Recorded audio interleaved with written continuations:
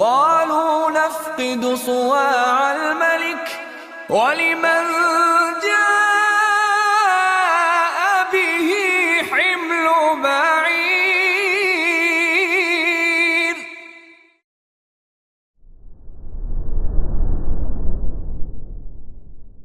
السلام عليكم ورحمة الله وبركاته.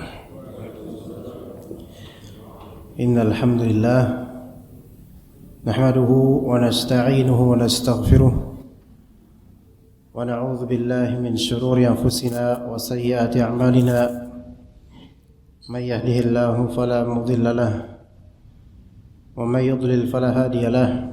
أشهد أن لا إله إلا الله وحده لا شريك له وأشهد أن محمدا عبده ورسوله لا نبي بعده.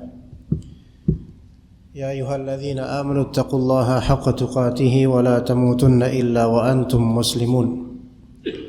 يا أيها الناس اتقوا ربكم الذي خلقكم من نفس واحدة وخلق منها زوجها وبث منهما رجالا كثيرا ونساء واتقوا الله الذي تساءلون به والأرحام إن الله كان عليكم رقيبا. يا أيها الذين آمنوا اتقوا الله وقولوا قولا سديدا يصلح لكم أعمالكم ويغفر لكم ذنوبكم ومن يطع الله ورسوله فقد فاز فوزا عظيما. فإن أصدق الحديث كتاب الله وخير الهدي هدي محمد صلى الله عليه وسلم وشر الأمور محدثاتها وكل محدثة بدعة وكل بدعة ضلالة وكل ضلالة في النار. Amma ba'd. Alhamdulillah, segala puji bagi Allah Azza wa Jalla yang memberikan kita karunia dan kesempatan untuk beriman dan beramal saleh serta menumbuhkan kembali semangat untuk menuntut ilmu syar'i di majlis di salah satu rumah di antara rumah-rumah Allah Ta'ala di muka bumi ini, yaitu Masjid Riyadhul Jannah, yang memiliki karakteristik dari segi bangunan dan mungkin juga jemaahnya yang mungkin tidak bisa ditemukan di tempat lain, yang alhamdulillah ketika sebelum pandemi kita dahulu membahas syarah kitab Tauhid atau kitab Tauhid. Dan kali ini sebagai pembaharuan kita akan membahas beberapa hadis dari kitab Mukhtasar Sahih Muslim karya Al-Hafiz Al-Munziri rahimahullah, dengan hadis yang dipilih darinya yang dengan niatan insyaallah ta'ala untuk menuntut ilmu dan juga menerapkan amalan dan pengamalan terhadap hadis Nabi sallallahu alaihi wasallam. Man salaka tariqan yaltamisu fihi ilma sahalallahu lahu bihi tariqan ilal jannah.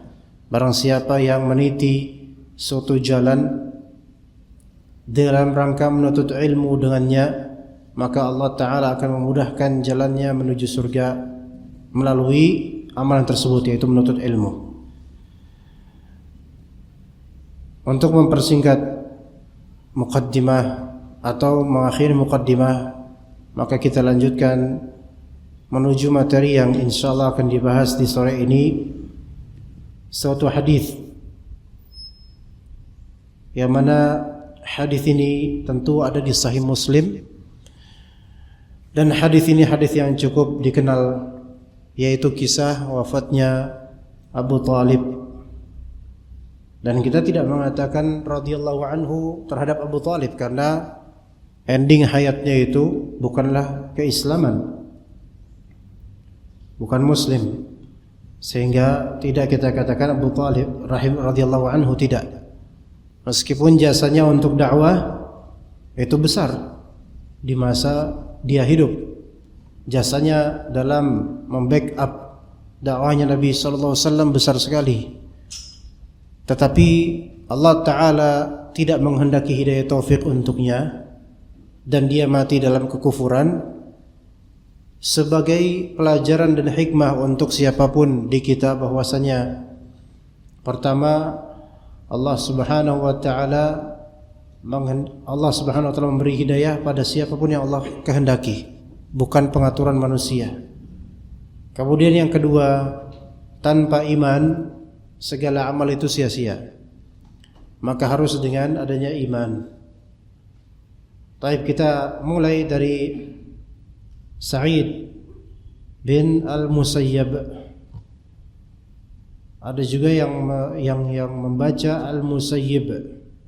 Sa'id bin Al-Musayyib seorang tabi'i, an abihi, dari bapaknya yaitu Al-Musayyib bin Hazm, bahwasanya bapaknya bercerita, qal lamma hadarat Abu Talib al-wafatu ja'ahu Rasulullah sallallahu alaihi wasallam, yaitu ketika wafat atau kematian hadir atau tanda-tanda kematian itu hadir pada Abu Talib, ya. Jadi tanda-tanda kematian itu hadir pada Abu Talib. Ini juga menunjukkan bahwasanya kematian kadang-kadang ada kisi-kisi dan tanda-tandanya. Kadang-kadang, walau tidak selalu, ada orang yang mati fajaatan, yaitu mati mendadak. Tapi ada orang yang wafat dengan adanya tanda-tanda menuju wafat. Ya.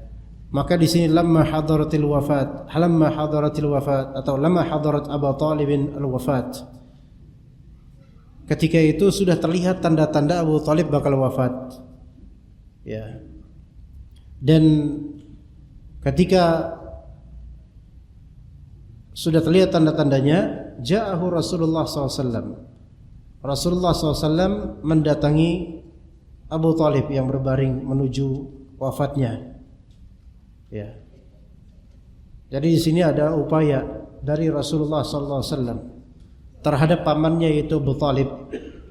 Abu Talib di sini ibnu Abdul Muttalib bin Hashim bin Abdi Manaf bin Qusay, yang mana Abu Talib adalah pamannya Nabi SAW, dan Abu Talib adalah bapaknya Ali bin Abi Thalib, yang mana Ali bin Abi Thalib adalah pemuda pertama yang masuk Islam dari segi kalangan anak muda, ya.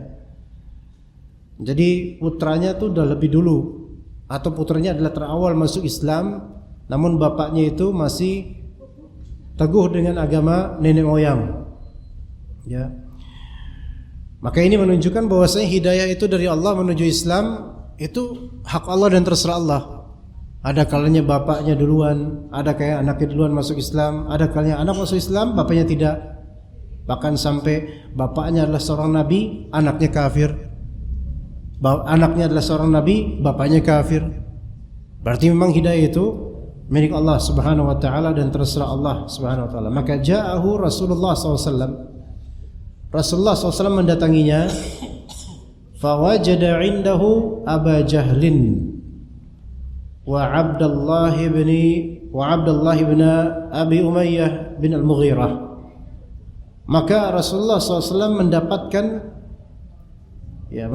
siapa? Mendapatkan di sisi Abu Talib ada Abu Jahal dan Abdullah bin Abi Umayyah. Abdullah bin Abi Umayyah, Abdullah namanya tapi musyrik, gitu loh. Abdullah namanya tapi musyrik.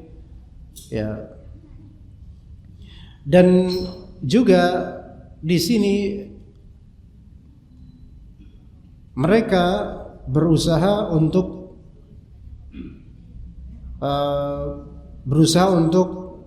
merayu Abu Talib agar tetap di agamanya.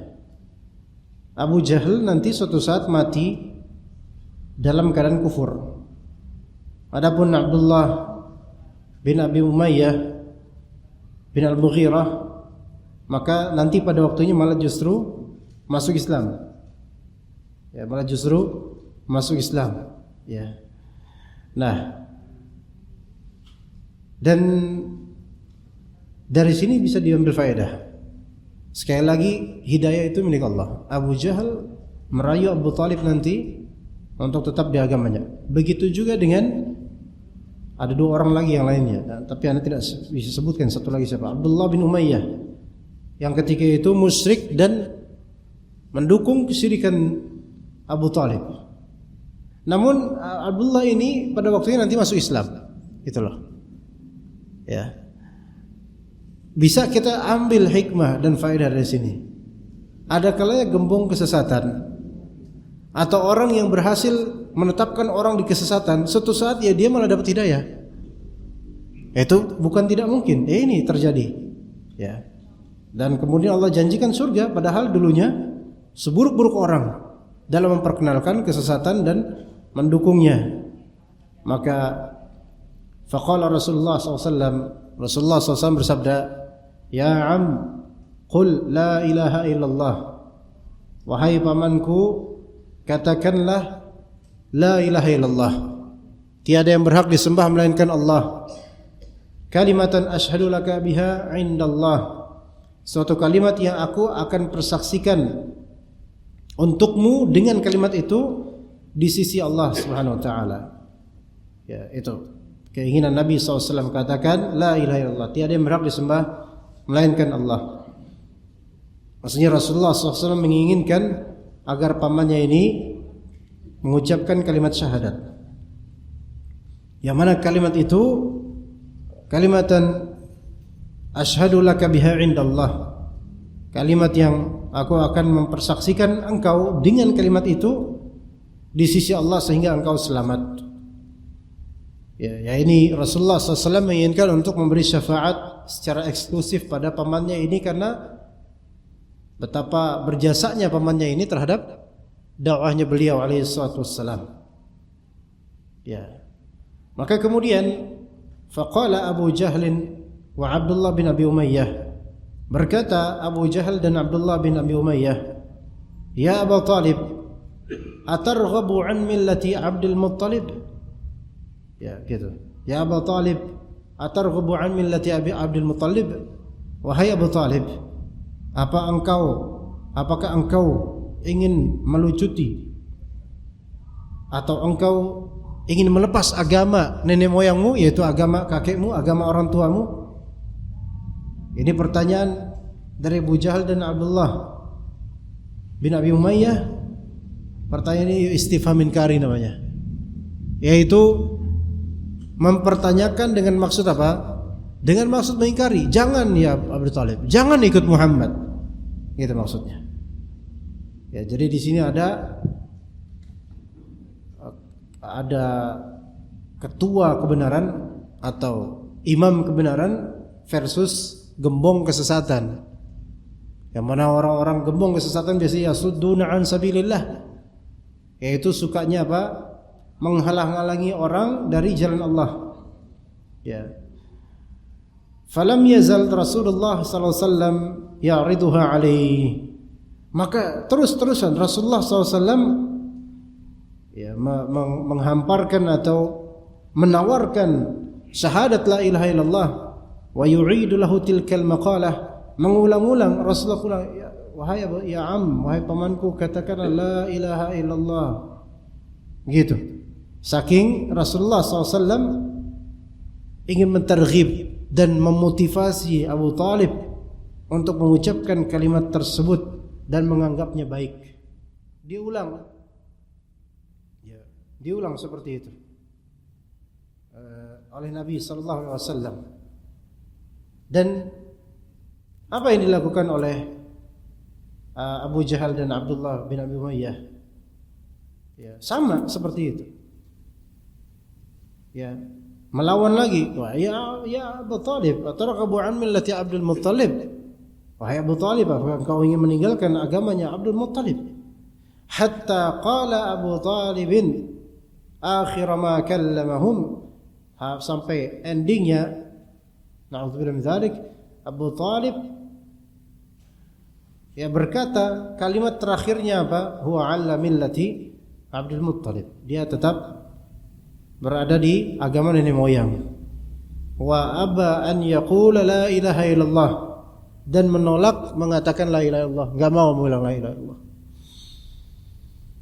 Subhanallah. Ya, maka bagaimana sekarang Rasulullah SAW bersikap ya dengan pamannya yang berjasa, ya masya Allah tuh, kemudian mati dalam kekufuran gitu kan. Maka Berkata Rasulullah sallallahu alaihi wasallam, "Wallahi la astaghfiranna lak." Demi Allah, aku akan memintakan ampun untukmu malam unha anka, selama aku tidak dilarang oleh Allah untuk melakukannya. Demi Allah, aku akan memohonkan ampun untukmu wahai pamanku selama aku belum dilarang oleh Allah Azza wa Jalla. Ya. Jadi ya terlanjur wafat, maka Rasulullah berinisiatif untuk apa? Beristighfar untuknya, memohonkan ampunan untuknya, dan semoga Allah memberikan musamahah dan pengampunan karena dosa syirik ini. Namun apakah ini berefek pada Abu Talib? Maka kata sebagian ulama, berefek pada Abu Talib, diringankan untuknya azab di akhirat nanti. Tapi seringan ringannya azab yaitu apa? Kaki atau sendal terbuat dari api yang panas itu sampai merebus otak. Itu paling ringan yang dikenai olehnya. Itu paling ringannya itu. Ya. Maka Allah Subhanahu wa taala menurunkan ayat, "Ma kana lin-nabiyyi wal-ladzina amanu an yastaghfiru lil-musyrikina walau kanu uli qurba min ba'di ma tabayyana lahum annahum ashabul jahim." Tidak boleh bagi seorang nabi, tidak boleh pula bagi orang-orang beriman untuk memohonkan ampun terhadap orang-orang musyrik walaupun mereka adalah keluarga dan kerabat sendiri, setelah jelas terketahui bahwa mereka adalah ashabul jahim, yaitu para penghuni neraka. Ya. Dengan ayat ini para ulama kemudian mereka beristinbat beberapa hukum dan faedah dari ayat ini. Tidak boleh atau haram hukumnya memintakan ampunan untuk orang kafir. Ya Allah, ampuni dia, enggak boleh. Apakah ketidakbolehan itu berlaku ketika orang kafir ini masih hidup atau pas saat wafat saja? Maka jawabannya adalah baik orang kafir ini masih hidup atau setelah wafatnya.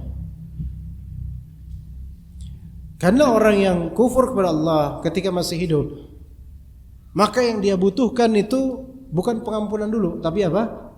Hidayah. Adapun untuk mendoakan hidayah untuk orang yang masih hidup dari orang kafir, maka itu boleh. Ya Allah, berilah hidayah pada fulan. Dia kafir tapi baik, ya Allah berilah hidayah pada dia, boleh. Tapi kalau ya Allah dia orang kafir tapi baik, berilah dia ampunan ya Allah karena kebaikannya, maka ini enggak boleh, karena enggak. Orang kafir enggak akan diampuni sampai dia masuk Islam. Kalau masih hidupnya saja enggak boleh kita istighfar untuknya orang kafir, untuk orang kafir, maka apalagi setelah wafatnya orang kafir tersebut. Lebih tidak boleh lagi. Walau uli qurba, walau kana uli qurba, walaupun orang kafir tersebut adalah kerabat terdekat. Kerabat terdekat. Nabi Nuh alaihi salam saja ketika melihat anaknya ternyata enggak mau ikut dengannya dan kufur kepada Allah dan mengandalkan dirinya dan kekuatannya, merasa bisa lompat dari bukit ke bukit. Kemudian dipisahkanlah antara bapak dan anak dengan suatu gelombang air yang besar, dan tenggelamlah anak tersebut. Lihat gimana rasanya jemaah melihat anaknya celaka gitu. Maka Nabi Nuh alaihissalam itu berkenan, pengen gitu supaya nanti bisa ketemu anaknya di akhirat atau hal-hal seperti itu. Maka kata Allah Azza wa Jalla, innahu laisa min ahlik, itu bukan pengikutmu, udah bukan keluargamu lagi. Innahu amalun ghairu salih, meminta ampunan untuk keluarga yang kafir yang telah wafat itu bukanlah amal yang saleh. Dan anak yang kufur kepada Allah Azza wa Jalla itu bukanlah produk yang saleh. Ya. Jadi maka lin nabi wal ladzina amanu an yastaghfiru lil musyrikin, enggak boleh orang beriman, enggak boleh nabi dan orang beriman beristighfar untuk orang musyrikin, enggak boleh. Ya. Setelah jelas bahwasanya mereka ini penghuni neraka selama masih dalam kekufurannya. Kecuali kalau misalnya kita mintakan kepada Allah hidayah buat dia, maka itu boleh, tapi itu bukan pengampunan, hidayah. Yang mana dari hidayah konsekuensi selanjutnya adalah pengampunan, karena kata Nabi SAW, al-islamu yajubbu ma qablah. Islam itu menutup apa yang sebelum-sebelumnya dari dosa. Jadi orang kalau masuk Islam dengan benar, maka dosa-dosa lamanya itu akan terhapus, kecuali dosa yang berupa kezaliman terhadap hak manusia. Itu belum terhapus sampai dia mengembalikan hak tersebut kepada ahlinya, kepada pemiliknya. Termasuk juga hutang. Walaupun hutang belum tentu dosa, tetapi kalau masuk Islam apakah hutang terhapus? Ya enggak lah. Kalau kayak gitu mah masuk Islam semua orang-orang, ya kan? Jadi masuk Islam dengan banyaknya hutang enggak serta-merta menghapus hutang. Tetap wajib bayar hutang. Nah, gitu. Nah, kemudian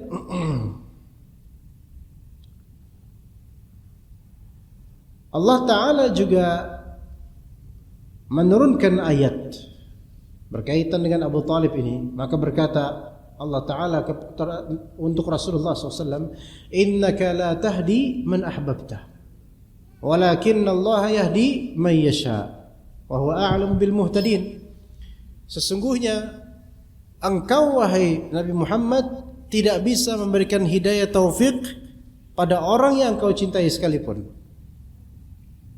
melainkan Allah lah yang memberi hidayah taufik pada siapa yang Allah kehendaki, dan dia itu Allah Ta'ala lebih tahu siapa-siapa yang berhak atau akan mendapatkan hidayah.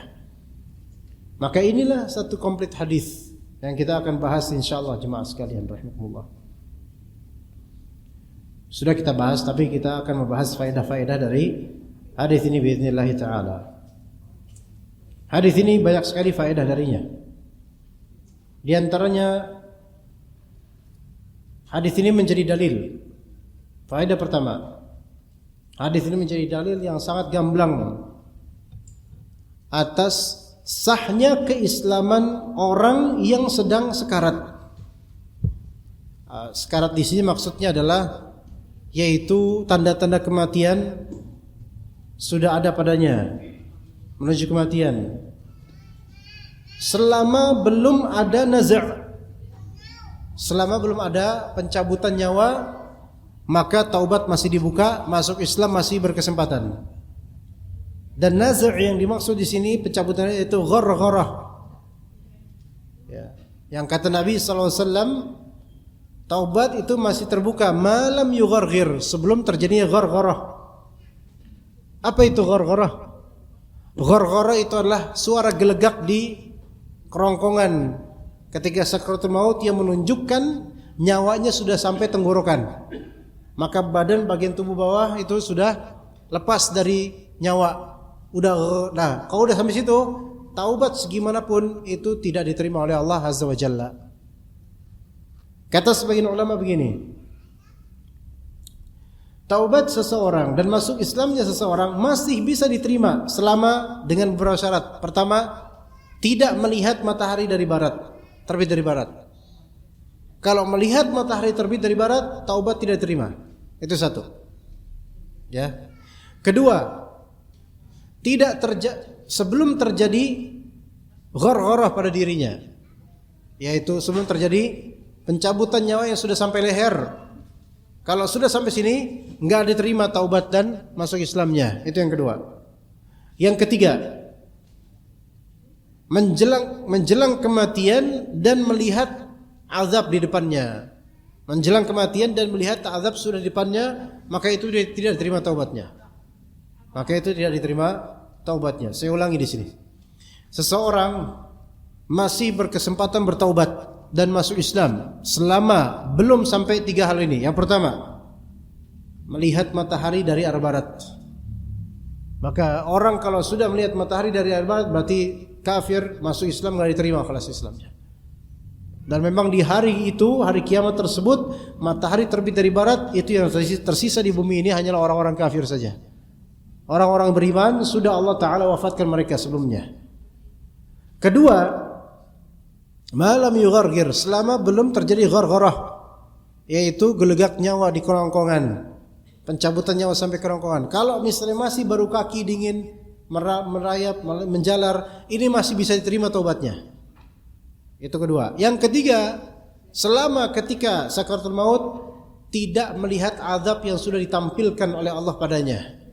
Kalau azab tersebut sudah ditampilkan oleh Allah terhadapnya, maka walaupun nyawa itu masih full menjelang kematian, tapi sudah ditampilkan azabnya, maka ini tidak diterima taubatnya sebagaimana Fir'aun. Fir'aun itu belum sampai gor-gor belum, tapi dia sudah di dalam lautan tenggelam, dan di situ dia sudah merasakan dan melihat azab yang Allah tampakkan padanya. Baru di situ Fir'aun berucap entah dengan qalbunya atau dengan lisannya di dalam laut, ya aku beriman kepada Rabbnya Nabi Musa dan Harun. Baru di situ dia masuk Islam. Ketika sudah diperkenalkan padanya azab langsung, maka yang seperti ini tidak diterima taubatnya. Ya, tidak diterima taubatnya. Dan secara global, taubat dan masuk Islamnya seseorang di ketika menjelang kematian, tanda-tanda kematian itu ada, itu diterima selama belum tiga tadi. Belum tiga tadi, itu. Maka kalau misal ada seorang nih ada suatu kisah yang saya selalu ingat dari Syekh Abu Ishaq Al-Huwaini hafizallah, ulama Mesir. Yang mana beliau suatu ketika mengunjungi rumah sakit karena mengunjungi temannya syekh lain di sebuah rumah sakit di Mesir. Yang mana di situ ketika dia mengunjungi, dia melihat, ya selain ada temannya juga, di ruangan tersebut juga ada yang dirawat nenek-nenek tua sekali. Nenek-nenek tua, sudah tua. Ya nenek memang udah tua sih. Kalau bukan masih muda mah mojang.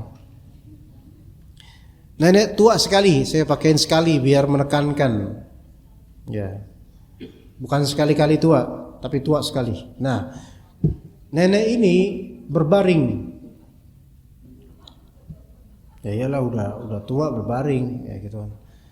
Ya. Nah, berbaring dalam menghadapi sakaratul maut. Nah, udah sampai sini jangan ketawa Bu, ini mengerikan soalnya Bu ya. Nah, sakaratul maut.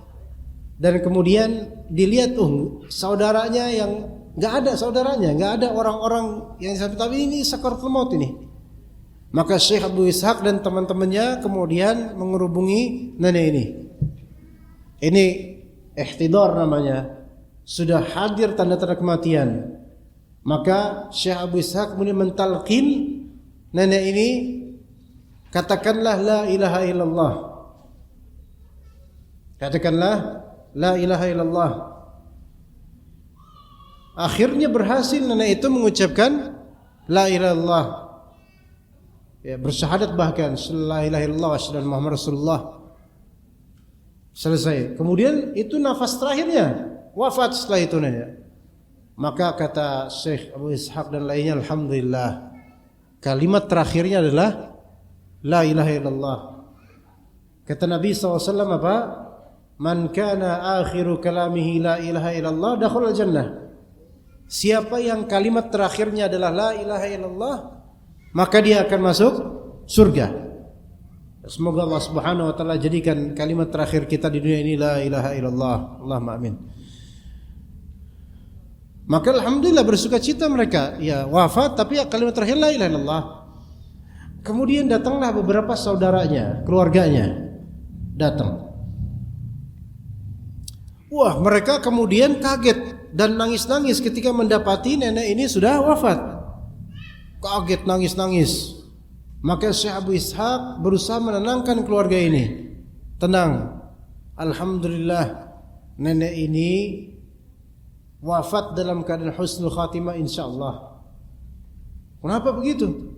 Alhamdulillah tadi kami berhasil mentalkinkan dia la ilaha illallah, dan alhamdulillah nenek kalian mengucapkan kalimat terakhirnya la ilaha illallah.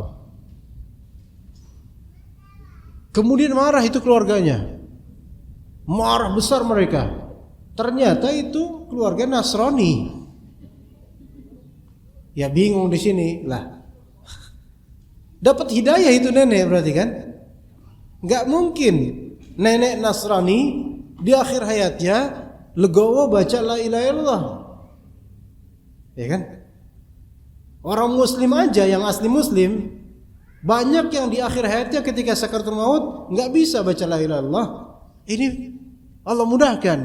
Mungkin ada hikmahnya, mungkin sebelum-sebelumnya mungkin nenek ini pengen masuk Islam, tapi dihalang-halangi mungkin agak enak sama keluarganya, atau memang diam-diam dia adalah masuk Islam dulunya sehingga bisa bilang la ilaha illallah.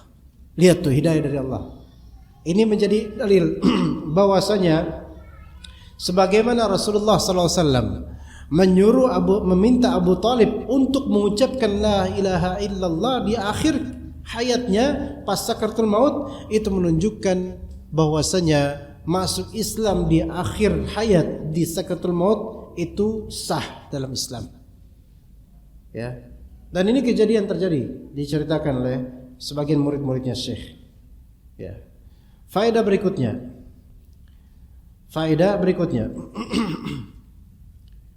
Abu Thalib mati dalam keadaan musyrik, bukan muslim.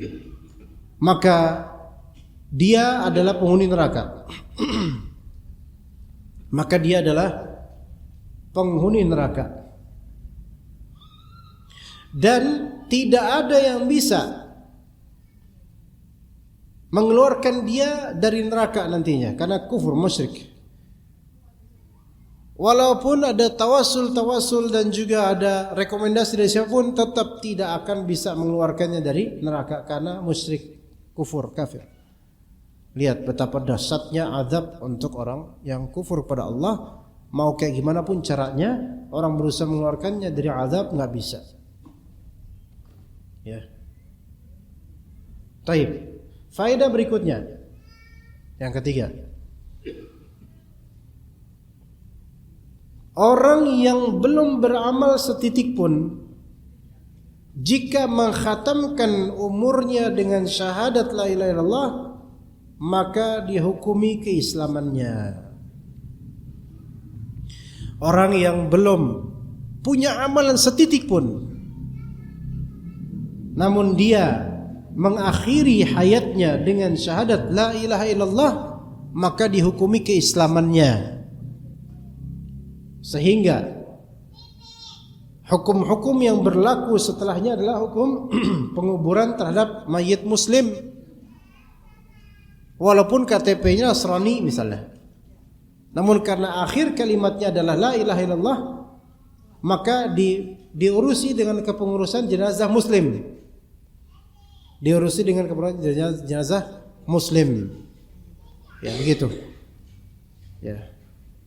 Namun saya pernah mencatatkan cerita, ada seorang tua yang dia menyembunyikan keislamannya. Hanya beberapa orang saja yang tahu. Ketika wafat, keluarganya yang memakamkannya dengan cara Nasrani atau musyrik. Itu gimana itu? Apakah itu berpengaruh pada alam barzakhnya? Enggak, insyaallah. Tetap dihukumi muslim insyaallah. Ya. Baik. Kemudian di antara faedah lainnya dari hadis ini bahwasanya yang bermanfaat bagi manusia adalah amalannya, bukan nasabnya. Yang bermanfaat bagi manusia adalah amalannya, bukan nasabnya. Ini faedah yang sangat vital dan penting, dikondisikan juga untuk zaman sekarang. Yang bermanfaat, yang berfaedah untuk manusia adalah amalannya, bukan nasabnya. Mengacu pada Abu Talib, dari tirah dan nasab yang mulia di orang-orang Quraisy, disegani oleh seluruh kabilah kaum Quraisy, dan juga baik. Kendati pun begitu, meskipun dia baik, ketika dia wafat dan bukan dalam keadaan muslim, maka nasab itu tidak bisa menjadi acuan, menjadi backingan, menjadi penolong, memberi manfaat, tidak sama sekali. Ya. Dikiblatkan dengan sekarang, kalau misalnya orang punya nasab dari tirah keturunan yang mulia seperti dzurriyyat Nabi alaihi wasallam, dinisbatkan kepada keturunan anak-anak Nabi SAW, itu juga tidak memastikan kebenaran, tidak menjadikan serta-merta amalannya benar. Ya. Apalagi mengkafling surga. Surga itu hanya dikafling oleh turunan Nabi Fulan. Enggak. Dilihat amalannya. Ya. Taib. Kemudian yang berikutnya, dan ini penting juga, cinta yang bermanfaat adalah cinta dalam bingkai iman, bukan cinta dalam bingkai kemanusiawian. Ya. Cinta mahabbah yang bermanfaat untuk akhirat kita adalah cinta atas dasar iman atau dengan bingkai iman. Adapun cinta dalam urusan kemanusiawian seperti tabiat, laki suka perempuan, ini tidak bermanfaat untuk akhirat kita. Dari mana kaidah ini berlaku? Dari mana kaidah ini keluar? Dari kenyataan Abu Talib itu cintanya dengan Nabi luar biasa, tapi bukan karena Allah. Nah, ingat ya, Abu Talib mencintai Rasulullah mungkin lebih dalam dibandingkan kita mencintai anak kita. Ya. Tapi cintanya Abu Talib kepada Rasulullah SAW itu cinta tabi'i, mahabbah tabi'iyah, bukan mahabbah imaniyah. Mahabbah tabi'iyah yaitu cinta kemanusiawian yang memang karena ada ini kasihan dulu Muhammad, aku asuh, aku pelihara. Begitu pula kepada anak-anak kita. Jangan cuma ngandelin cinta secara tabiat kemanusiawian terhadap anak-anak kita. Jangan. Itu pasti ada. Namanya manusia pasti ada cinta kemanusiawian, pasti itu, enggak boleh hilang. Tetapi itu tidak memberikan manfaat untuk akhirat kita. Yang menjadi bekal untuk akhirat adalah mahabbah imaniyah. Cinta karena bingkai keimanan, cinta karena ada nyari pahala dari Allah Subhanahu wa taala. Begitu jemaah sekalian. Maka coba lihat diri kita sekarang terhadap anak-anak kita, atau kepada istri kita, atau kepada suami anti. Apakah mencintainya hanya karena kaya, atau karena cantik, atau karena ganteng, atau karena kesian doang, atau dan seterusnya?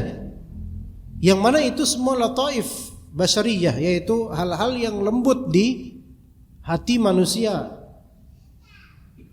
Kalau cuman itu acuannya, mungkin di dunia langgeng, mungkin di dunia sejahtera karena saling mencintai, saling sayang. Tetapi di akhirat semua itu tidak ada artinya. Bahkan kita akan melihat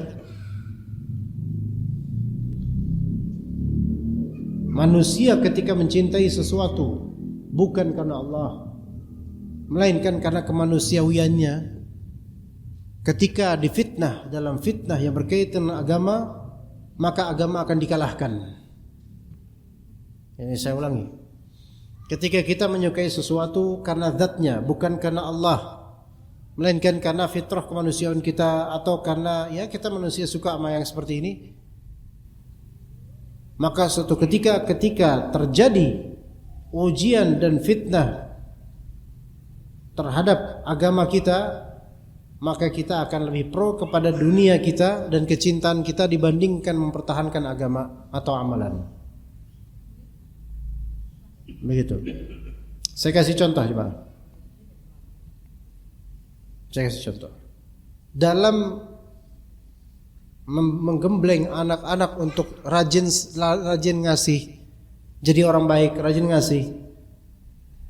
itu perlu kita tanamkan pada anak-anak. Nah, kamu rajin ngasih, jadi dermawan dan niatkan lillahi ta'ala gitu, supaya Allah Ta'ala sayang sama kamu, kamu rajin ngasih orang. Itu benar tuh.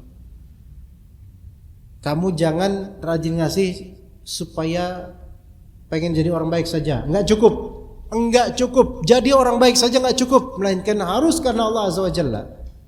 Karena betapa banyaknya orang jadi orang baik betul-betul, namun ketika dia diuji oleh Allah Ta'ala terhadap konsistensi agamanya, maka tiba-tiba agamanya disingkirkan dan dia lebih pengen kelihatan jadi kayak orang baik.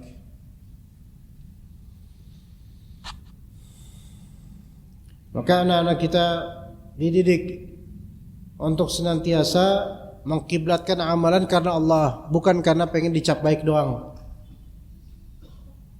Ya. Karena segala yang karena Allah itu akan tetap.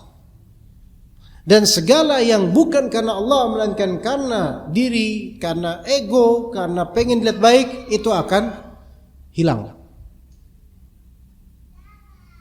Seseorang yang infak tulus karena Allah, dia dicaci maki, diberikan feedback negatif, dia tetap istiqamah. Karena apa? Yang dia cari adalah ridha Allahnya, bukan pujian dari objek infak. Ya. Begitu. Jadi mau menguji keistiqomahan harus dengan keikhlasan. Jadi cinta yang bermanfaat untuk akhirat kita adalah cinta atas dasar keimanan, bukan sebatas cinta atas dasar tabiat dan kebiasaan. Faedah berikutnya, bahwasannya syirik itu menggugurkan amalan-amalan kebaikan. Syirik itu menggugurkan amalan-amalan kebaikan. Kata Allah Azza wa Jalla, la in asyrakta la yahbatanna 'amaluk. Jika engkau berbuat syirik, maksudnya syirik besar, maka akan gugurlah seluruh amalanmu. Jadi semua amalan gugur. Haji capek-capek, subhanallah. Ana pernah, atau umrah capek-capek nggak diterima. Ana pernah ngelihat di pesawat Saudi itu, ketika udah kita selesai travel umrah selesai, kan pulang ke Indonesia kan, ke CGK kan. Udah pesawat udah landing gitu. Jemaah-jemaah atau penumpang itu sudah pada berduyun-duyun keluar dari pesawat kan banyak, Saudi kan besar pesawatnya. Ternyata ada bapak-bapak mbah kakung ya, yang qadarullah dekat WC belakang, paling seat paling belakang, ya itu bermasalah dia. Kesurupan ternyata. Kesurupan dia.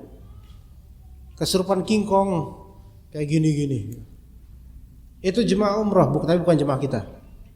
Ya, subhanallah, jinnya balik kata. Ya, jinnya balik lagi itu. Karena jinnya enggak nyampe Mekah Madinah. Ini berarti jin yang dia pakai jin lokal, bukan interlokal. Iya. Mungkin dananya kurang ya. Balik jinnya. Sampai begini. Sebagian dari jemaah umrah dari kampung-kampung terutama itu diwasiatkan oleh dukun-dukun panutannya, sampean umrah itu jimatnya jangan dipasang dulu, taruh dulu di Indonesia. Loh kenapa mbah?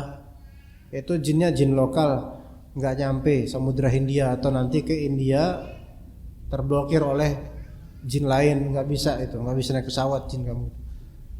Ya, tinggalin wes di Indonesia udah. Itu belum go internasional. Ya. Makanya banyak dari orang yang ketika dia umrah itu plong enak banget umrah. Enak pas di Saudi, enak gitu rasanya. Enggak ada beban. Karena pas di Indonesia pakai jimat gitu loh. Tapi nanti kita Indonesia balik lagi karena dia pasang lagi itu jimat. Ada juga yang enggak gitu. Ada juga yang tetap pakai. Tetap pakai di dirinya sampai akhirnya jinnya berhasil go internasional. Naiklah jinnya Saudi. Barang-barang tuh sama majikan, gitu kan? Setia, ya. Kemudian di Masjid Nabawi minumlah air Zam-Zam. Kesurupan. Minum air Zam-Zam, kesurupan langsung, jinnya nggak kuat dengan air Zam-Zam.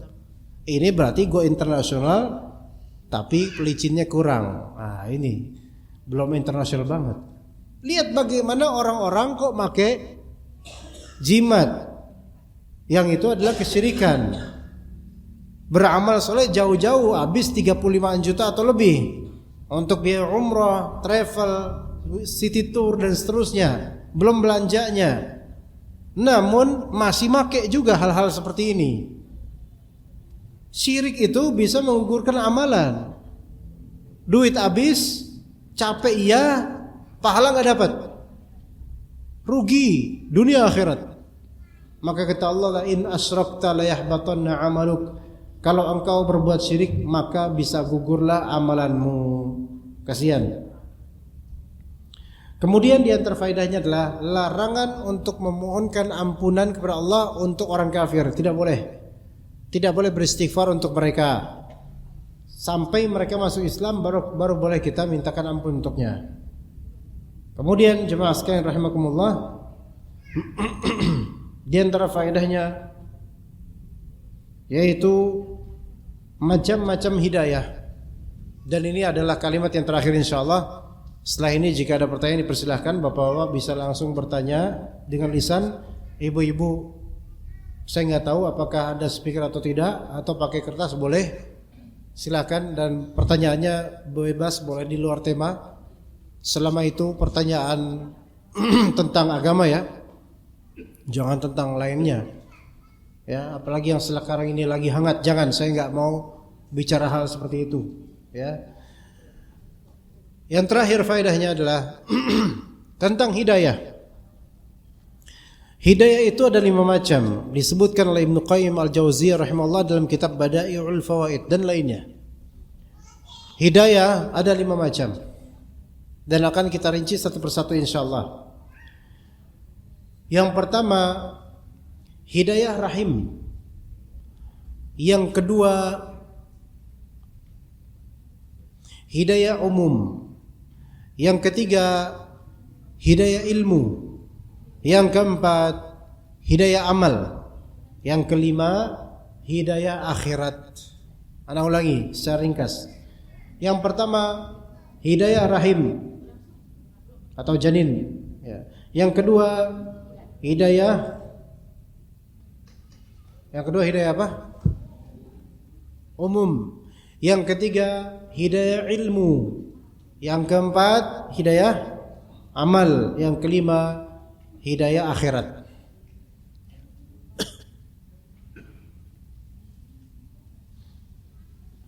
Siapa bapak-bapak yang bisa menjawab 5-5-nya? Langsung udah hafal belum? Yang hafal boleh pulang sekarang, fadhol. Ada enggak Pak yang udah hafal Pak? 5-5 ya Pak? Ayo. Ada enggak Pak? Enggak ada. Ibu-ibu ada yang udah hafal belum Bu? 5 hidayah itu tanpa ngeliat buku. Boleh pulang Bu yang ya. Apa Bu? Kok itu saya pikir-pikir dulu lah. Diongkosin ya.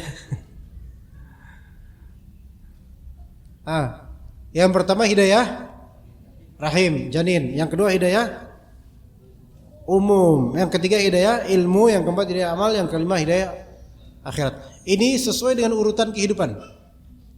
Pertama hidayah janin atau hidayah rahim.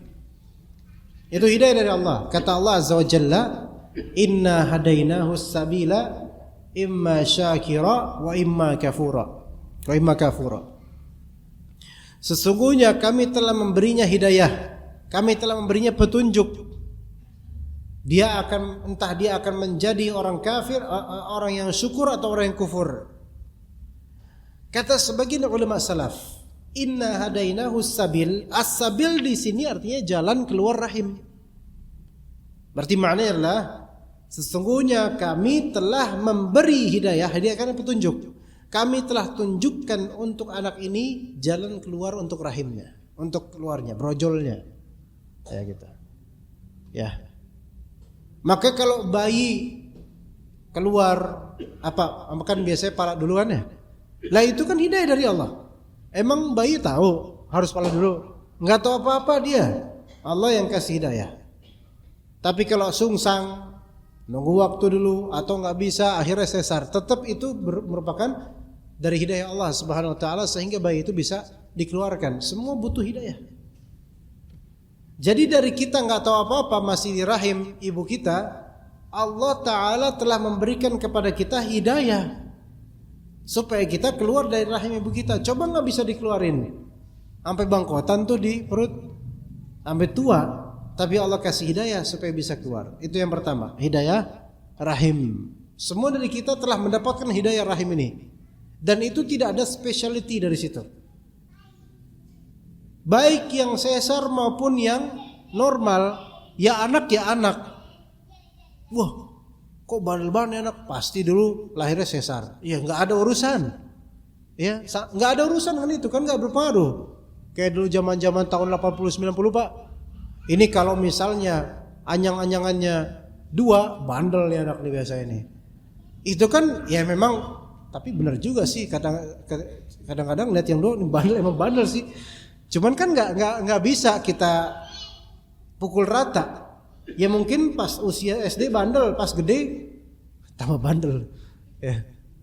Atau jadi alim, kita nggak tahu, gitulah. Nah, yang kedua hidayah apa?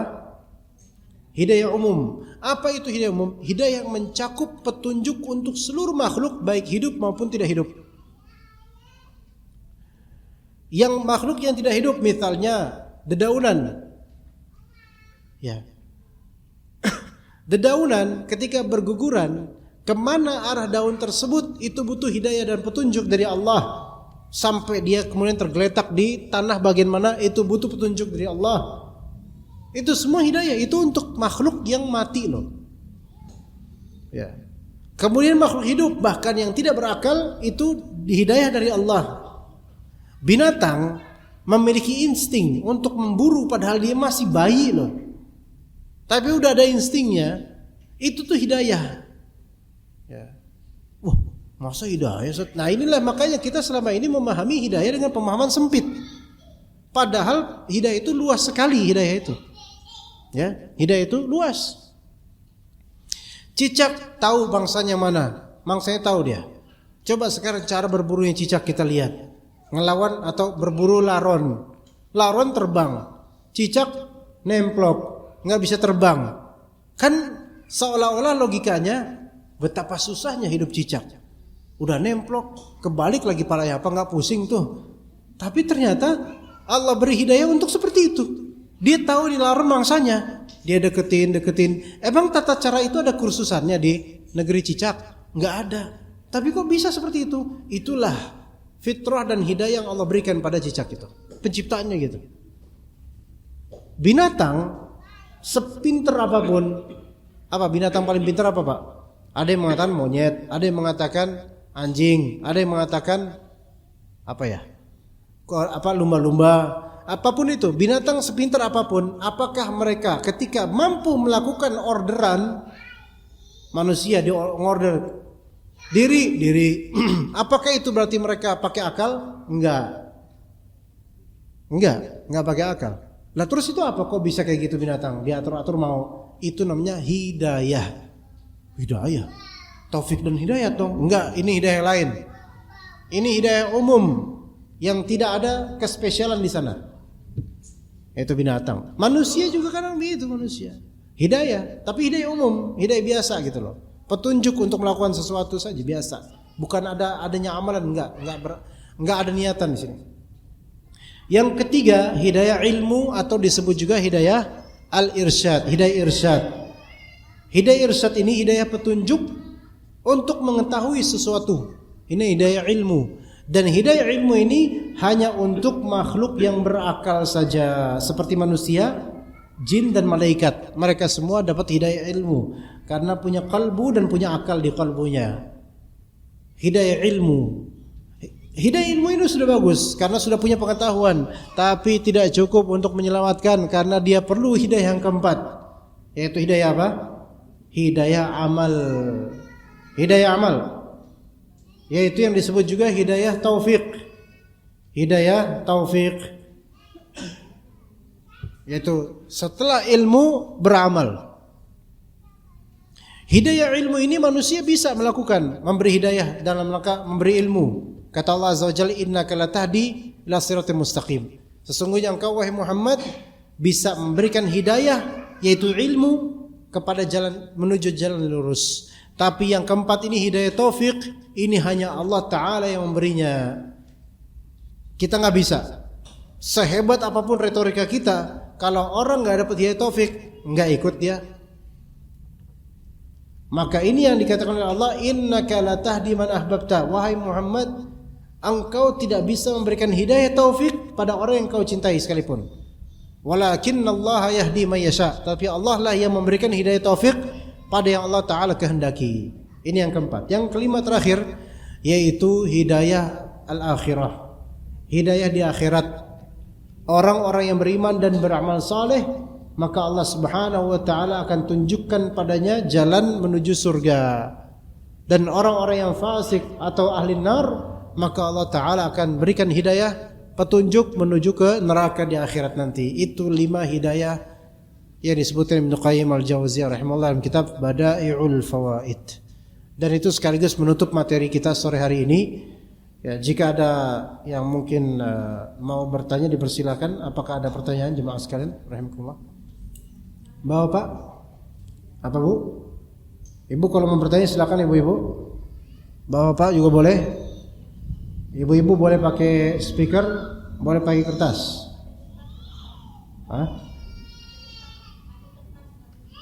Pakai kertas. Ya, sok mangga silakan.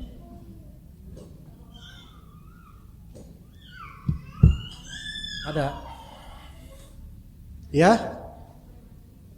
Apa aja Bu? Nanya apa aja. Tapi jangan nanya yang di luar agama. Maksudnya Ustaz sebutkan jenis-jenis Pithecanthropus erectus. Itu saya nggak tahu kayak gitu. Ya. Mau nanya langsung boleh kalau ada speakernya.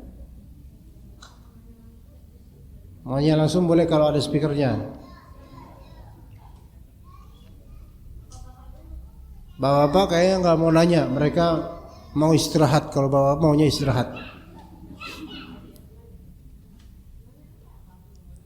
Bapak-bapak itu lebih anteng Bu biasanya. Iya. Kalau nggak tidur, kalau nggak banyak pikiran, itu bapak-bapak. Ya.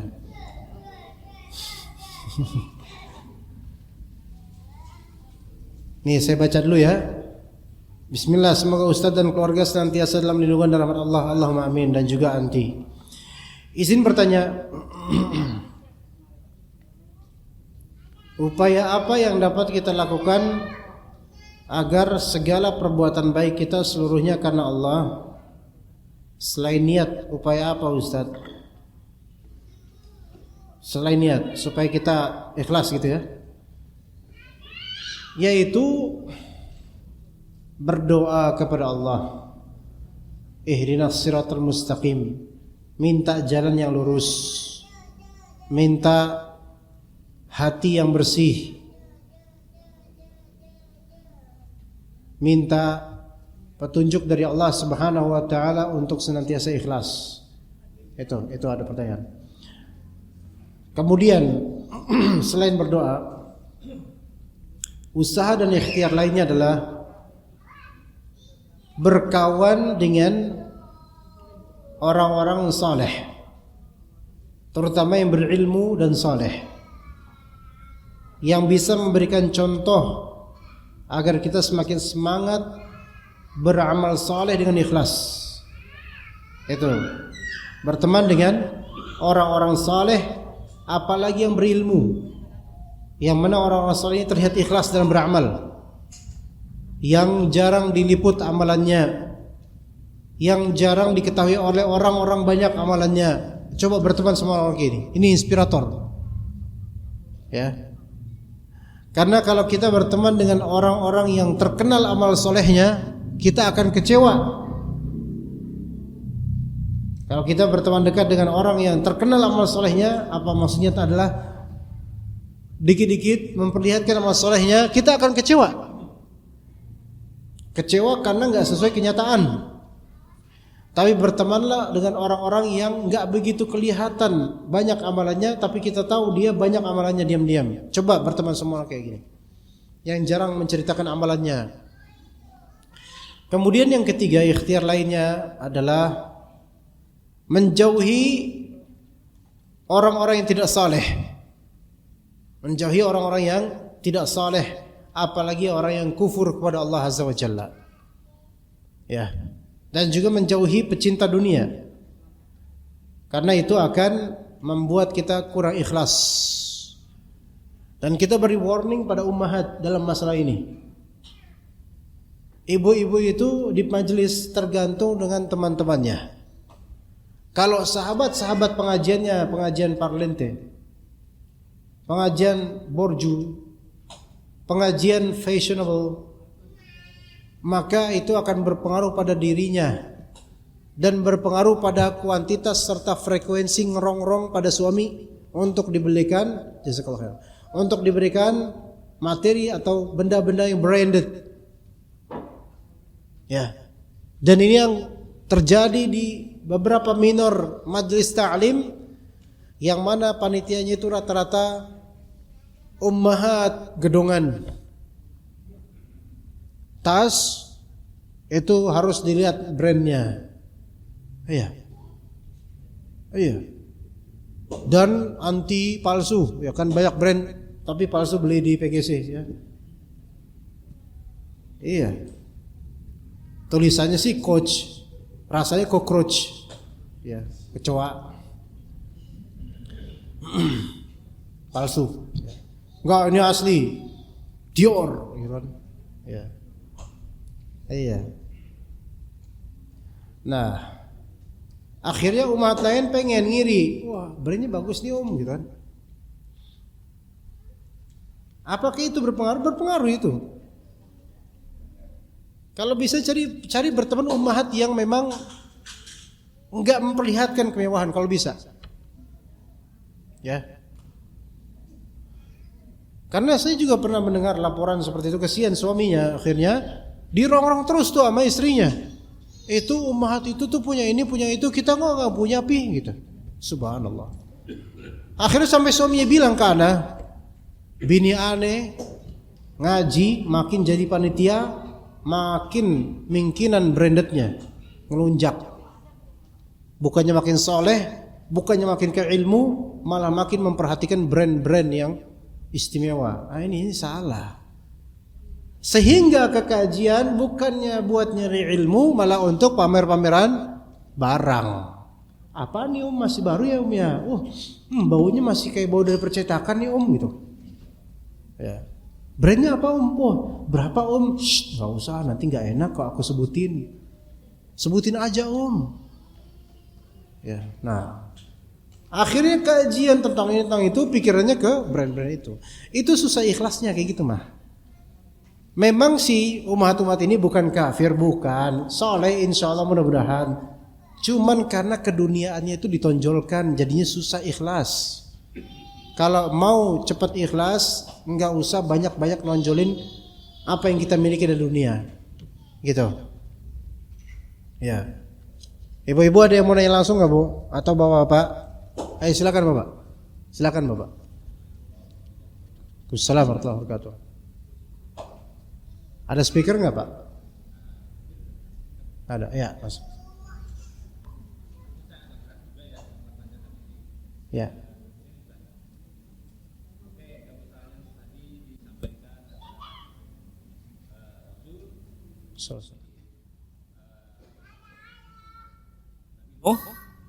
Istrinya dan anaknya kafir. Ada Abul Anbiya, Nabi Ibrahim, juga bapaknya kafir. Kemudian Nabi Muhammad, famannya segitu baiknya, segitu banyak membantunya di dalam perjuangan Islam, dakwah Islam, di akhir akhirat kafir juga. Nah, ini yang agak saya berat dan memang saya belum pernah menanyakan tentang orang tua Nabi Muhammad. Siti Aminah dan Abdullah. Sebagaimana kita tahu, Abdullah ini kakaknya dari Abu Thalib. Beliau menurunkan seorang makhluk yang paling mulia, manusia yang paling mulia, dan Rasul paling mulia juga. Menurut keterangan atau menurut barangkali ada hadis atau apa yang menguatkan tentang status dari Siti Aminah dan Abdullah. Saya agak berat, khawatir dalam pikiran saya, beliau berdua selaku orang tua yang makhluk yang paling mulia, makhluk yang paling agung, makhluk yang paling serba paling super di sisi Allah. Jawabannya mohon dari Ustadz. Saya untuk Assalamualaikum warahmatullahi wabarakatuh. Yang memberatkan ini karena kecintaan Bapak ke Rasulullah atau karena mempertanyakan Allahnya gitu loh. Itu yang berat. Makhluk yang paling mulia. Seluruh makhluk, bahkan seluruh Rasul. Rasul paling mulia jangan. Kok punya orang tua malah Rasulullah sendiri bilang? Karena kalau Nabi Ibrahim, bapaknya mungkin sudah didakwahi oleh Nabi Ibrahim. Istri dan anaknya Nabi Nuh sudah didakwahi oleh Nabi Nuh. Muhammad Abu Thalib sudah didakwahi oleh Rasul, karena Rasul sudah menjadi Rasul. Nabi Muhammad sudah menjadi Nabi dan Rasul. Sedangkan Siti Aminah dan Abdullah, kedua orang tua Rasul yang paling mulia, belum sempat menerima dakwah dari Rasul yang paling mulia itu. Ini Pak Ustadz silakan. Kalau misalnya kita memikirkan semua itu dengan logika dan perasaan pribadi kita, itu nggak ada finalnya, melainkan kita khawatirnya malah menabrak perkataan Rasul SAW, sesungguhnya bapakmu dan bapakku di neraka gitu loh. Rasulullah SAW saja yang langsung, orangnya anaknya langsung legowo dengan mengatakan seperti itu, padahal beliau langsung nih, bapaknya langsung. Nah kita yang dinasti kesekian puluh, bagaimana kita tidak legowo dengan itu gitu loh. Paham nggak maksudnya? Gitu. Kalau saya mau mengikuti perasaan Bapak ya, pakai jalurnya thariqah atau jalur pemikiran Bapak, ya. Kok berat? Ya berat memang subhanallah gitu. Takdir kadang-kadang enggak diharapkan kok bisa gini gitu. Tapi Rasulullah SAW saja yang di kuburnya ketika mengunjungi, diizinkan oleh Allah Ta'ala mengunjungi kuburan ibunya, itu menangis. Tapi itu tidak menjadikan kenyataan berubah gitu loh. Dan beliau legowo dengan takdir itu gitu. Kenapa? Oh kenapa? Enggak ada kenapa-napa. Kata Allah Azza wa Jalla, ini kan semua tentang takdir. Kok bisa ya ibu dan bapak Nabi yang belum ketemu benar-benar Nabi, belum dapat dakwah Nabi, kok ya qadarullah wafat dalam kekufuran sebagai orang-orang musyrik ketika itu. Ini semua takdir. Berarti perbuatan Allah Ta'ala mentakdirkan seperti ini, maka jawabannya sesuai firman Allah, la yus'alu amma yaf'al wa hum yus'alun. Allah Subhanahu wa Ta'ala tidak ditanya, tidak dipertanyakan tentang apa yang Allah perbuat, sedangkan mereka akan ditanya. Artinya kita itu lebih baik coba diri kita aja yang berat juga nanti. Karena ini sudah berlalu, ini kenyataan. Sesakit-sakitnya kita kok bisa kayak gini, itu nggak bakal mengubah kenyataan yang kata Nabi SAW, bapakmu dan bapakku itu di neraka. Artinya ya kalau dikatakan bapaknya Islam, nggak mungkin Rasulullah SAW katakan di neraka gitu loh. Maka ya khalas. Dan Nabi SAW tidak mempermasalahkan hal itu ke Allah Azza wa Jalla. Ya ibunya Aminah, gimana penderitaan mungkin hidupnya dulu kan ketika di perjalanan kehilangan suami. Itu tidak mengubah kenyataan. Karena takdir Allah itu tidak harus sesuai dengan perasaan kita. Tapi takdir Allah sesuai dengan keinginan Allah Azza wa Jalla. Dan pasti ada hikmah di balik itu. Jadi ya jangan diperberatkan dengan itu, Pak. Karena itu tidak akan mengubah apapun. Kalau memang ternyata ada yang mengatakan misal, oh enggak, ayah dan ibunya Rasulullah itu muslimah masuk surga, taib, sebutkan dalilnya dan silahkan dengan keyakinan itu. Tetapi zahir dari hadis ya memang pahit. Ya begitu, wallahu a'lam. Ya enggak bisa apa-apa lagi kita. Gitu. Ya seperti itu. Memang Masya Allah.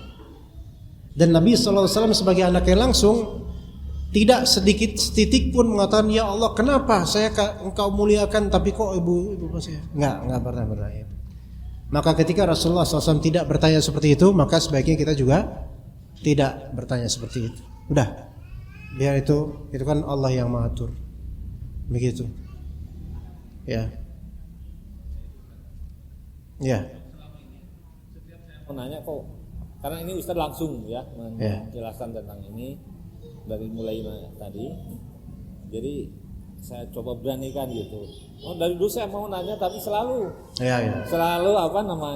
khawatir gitu ya, khawatir salah gitu. Ya nggak salah ya, namanya nanya alhamdulillah Pak, gitu kan. Ya sama-sama belajar. Karena tadi juga saya minta. Mungkin di sini saya membaca beratnya perasaan Bapak dan juga kita juga berat juga perasaan Pak. Dan kita berat Bapak ibunya Nabi gitu. Pergi lihat sirahnya dulu kan, Masya Allah gitu. Berat Pak. Itu mungkin karena kecintaan kita kepada Nabi Muhammad SAW. Semoga kalau emang kecintaan kita kepada Nabi Muhammad SAW itu berpahala insya Allah. Tapi jangan sampai kecintaan itu membuat kita bertabrakan dengan dalil. Kalau emang Rasulullah aja udah legowo, bapakku di neraka, ya udah. Kita ngebela-bela bapaknya pun nggak mengubah status Pak, gitu. Ya. Bapak tadi di sini ada yang, ya silakan Pak. Waalaikumsalam warahmatullahi wabarakatuh. Fadhil. Ya. Mendoakan kedua orang tua. Ya. Ya, saya ambil contoh misalnya ada salah seorang orang tua kita yang beragamanya beda. Nah, yang saya ingin bertanyakan, kita memiliki doa umum ya tentang kedua orang tua kita, yaitu Robbi firli walidayya dan seterusnya. Apakah ini berlaku untuk larangannya? Ya, larangan ini berlakukah untuk orang tua yang non muslim tadi? Ya. Dan bagaimana pemberlakuan doa ini kepada mereka? Terima kasih. Salah satunya doang yang non muslim. Ya, misalnya seperti itu ya. Masih hidup atau sudah wafat? Katakanlah masih ada atau sudah tidak ada lagi. Saya ambil contoh gitu aja, Ustaz. Jadi pemberlakuan doa ini apakah mustajab kepada orang tua yang non muslim tadi? Demikian. Wassalamualaikum warahmatullahi wabarakatuh. Waalaikumsalam warahmatullahi wabarakatuh. Sebelumnya Nabi Ibrahim alaihissalam itu juga punya doa. Rabbana ighfirli wa liwalidayya walil mu'minina yauma yaqumul hisab. Wahai Rabb kami, ampunilah saya dan kedua orang tua saya dan kaum mukminin di hari terjadinya hisab, yaitu terjadinya perhitungan amal. Doa itu sangat indah, bagus. Tetapi kata sebagian ulama bahwasanya setelah itu Allah Subhanahu wa taala memberikan uzur pada Nabi Ibrahim alaihissalam akan ketidaktahuannya untuk jangan mendoakan orang tua yang telah mati dalam kekufuran. Mendoakan ampunan jangan. Tapi untuk kita kalau orang tua yang muslimah silakan gitu loh. Nah, berangkat dari itu, maka mendoakan kedua orang tua atau salah satu orang tua yang kafir atau non muslim untuk diampuni, maka ini tetap tidak boleh. Lalu bagaimana dengan tadi kita terbiasa doa Rabbighfirli wa liwalidayya warhamhuma kama rabbayani shaghira. Sementara doa ini sudah paten di lidah kita sejak kecil. Apakah doa kita ini dimakbulkan? Maka kita katakan wallahu alam, makbul untuk orang tua yang muslim saja. Memang lafalnya Rabbi fir wali walidayya, dua orang tua kami. Warhamhuma, dua orang tua kami berikan rahmat. Kama rabbayani shaghira. Ya. Maka ini berlaku untuk yang muslim saja. Apakah tetap boleh saya pakai lafal itu? Silahkan. Karena mungkin maaf Anda tidak bisa berbahasa Arab, mengubahnya susah. Kalau mau pakai ini, kalau misalnya cuman bapaknya doang muslim, Rabbighfirli wali walidi warhamhu kama rabbayani, agak repot. Maka enggak masalah pakai doa itu, lanjutkan saja. Tetapi dia tidak bisa meniatkan untuk orang tua yang non muslim. Tapi boleh kemudian dia doa, ya Allah berilah hidayah pada orang tua saya yang masih kafir misalnya. Nah, kalau dia sudah wafat, yang kafir ini sudah wafat, tidak boleh mendoakan kebaikan maupun keburukan buat dia. Udah close, case close, sudah selesai. Maka Nabi SAW ketika tahu orang tuanya wafat dalam keadaan jahiliyah, yaitu dalam keadaan tidak Islam, beliau tidak minta ampunan untuk kedua orang tuanya, udah khalas. Tapi beliau mengajarkan kepada kaum muslimin, karena kaum muslimin pun banyak yang punya orang tua yang muslim gitu. Seperti itu, Pak. Ya. Wallahu a'lam. Baik, ini ada pertanyaan. Pak Ustadz, cara memilih pemimpin terutama menghadapi pemilu. Saya tidak jawab yang seperti ini, afwan.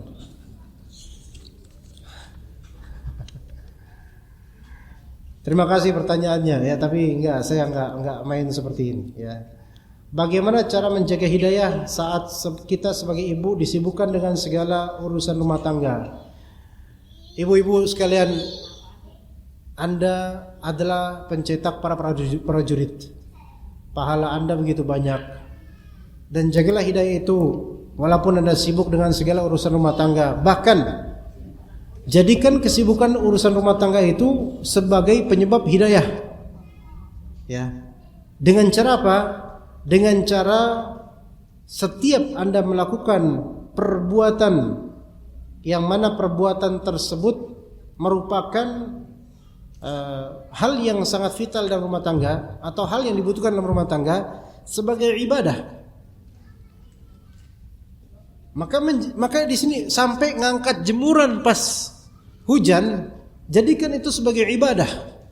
Karena itu akan menjadi wasilah supaya suami anti itu puas gitu loh. Maksudnya tidak kehujanan bajunya. Suami kemudian pulang naik motor pulang, jas hujannya basah, anti bantu untuk jembrengin. Itu bisa ibadah. Berarti ini istiqomah. Dan orang yang istiqomah itu berarti selalu dapat hidayah. Ya. Selalu dapat hidayah. Dan setiap amal ini harus didasarkan niatan ibadah dan iman. Percaya sama Allah, ada ganjaran dari Allah, maka dapat hidayah. Maka kata Allah, wa may yu'min billahi yahdi qalbah. Siapa yang beriman kepada Allah, yang gunain imannya, maka Allah akan memberi petunjuk pada kalbunya sehingga dia tenang. Ya, sesusah-susahnya menghadapi urusan rumah tangga, apalagi kalau ada clash suami istri, kalau masih pakai iman akan ada titik ketenangan dan keterangan ke depannya. Tapi kalau nggak pakai iman, hidayah nggak ada. Makanya cara menjaga hidayah saat kita sebagai ibu disibukkan dengan segala urusan rumah tangga, jadikan segala amalan atas dasar ibadah dan juga berimanlah dalam setiap amalan, yaitu harap pahala dari Allah Azza wa Jalla. Maka akan tenang, akan dapat petunjuk dari Allah Subhanahu wa taala. Ya. Itu insyaallah yang bisa kita sampaikan. Ya, barakallahu fikum jami'an. Kita mungkin cukup sampai sini. Jazakumullah khair jaza. Terima kasih kepada Ustadz Katur Suhadi yang mungkin sudah ke rumah, dan juga rekan-rekan bapak-bapak DKM dan jemaah sekalian, baik bapak-bapak dan ibu-ibu. Semoga kajian ini bermanfaat dan juga menjadi pionir untuk selanjutnya. Kita akan terus-menerus mengkaji ilmu syar'i di masjid yang mulia ini. Barakallahu fikum jami'an wa sallallahu ala nabiyyina Muhammad wa ala alihi wa sahbihi ajma'in. Subhanakallahumma wa bihamdika asyhadu an la ilaha illa anta astaghfiruka wa atubu ilaik. Assalamualaikum warahmatullahi wabarakatuh.